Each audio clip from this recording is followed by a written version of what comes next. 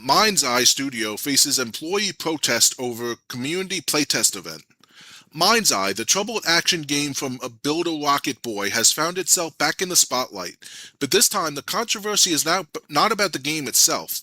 Instead, attention has shifted to an upcoming community event hosted by the developer that some employees are protesting.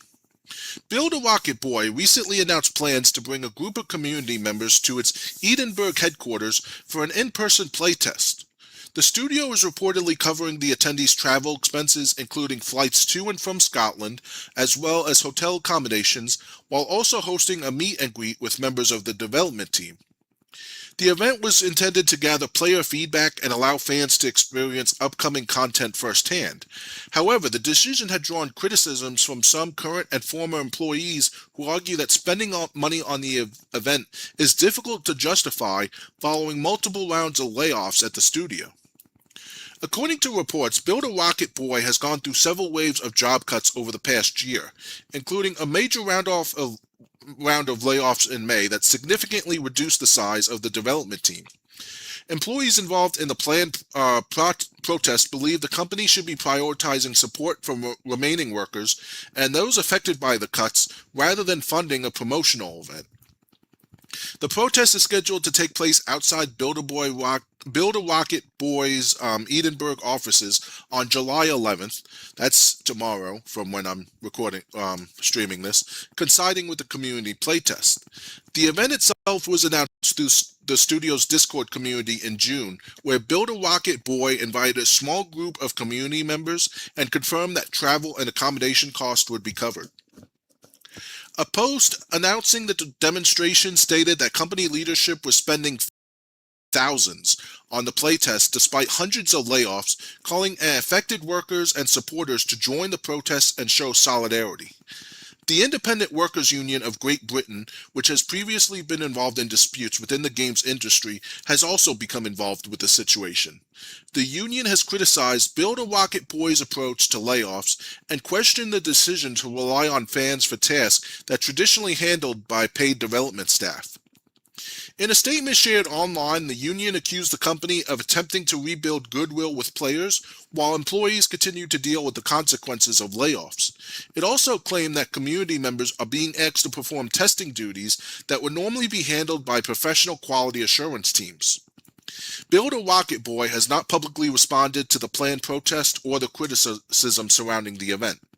The situation highlights a larger debate within the gaming industry over layoffs, studio spending priorities, and the increased use of community involvement in areas that were once handled exclusively by developers. Damn, I didn't know there were studios that actually would pay for your travel to come and test out a game. Um, that's awesome, but there's really what this is what they should have done to get people to play um to remedy this whole problem. They should have made it like a convention. If you're gonna have like a meet and greet with the developers and they're gonna be able to play test the game, they should have said, all right, we're selling tickets to this. Anyone that wants to come, anyone that wants to be part of this, we're selling tickets. And if you have to, limit the number of tickets you sell and tell people, but if you're coming to this, you gotta pay your own transportation, your own hotel, all that stuff. And just pay for people to come early play test the game at the convention, like you would like people would play demos and stuff, and basically turn it into a convention. Like that's what I would do. People can still check out the game, they can still play test it and give their feedback, but make some money off it. Why? And I wonder how many people he was planning on paying transportation for. Um, how many people was he going to put up in a hotel? How many people were they going to basically pay to come to this thing? It sounded like they should have just went the convention route, and if at most just limit the number of tickets that they could have sold to a convention like this. Um, but yeah, on the other hand, looking at the cost, I understand the studio. If you're laying off thousands of people, it's not. It's why are you? You're paying for one thing that's not even usually needed when you can't pay for object A. Why are you paying for B when you can't pay all your expenses under the A column? Um, that also makes me wonder why. So yeah, I don't know how this is going to turn out.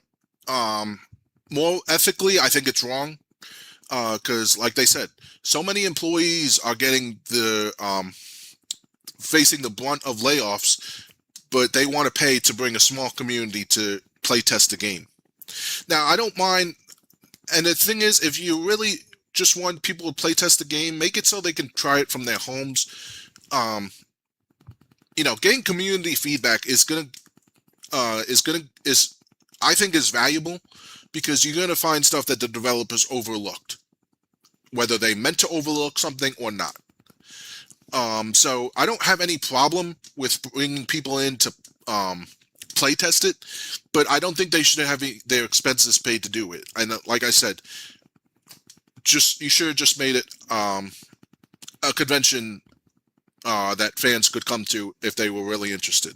I still think they would have had some people show up. I don't know how many.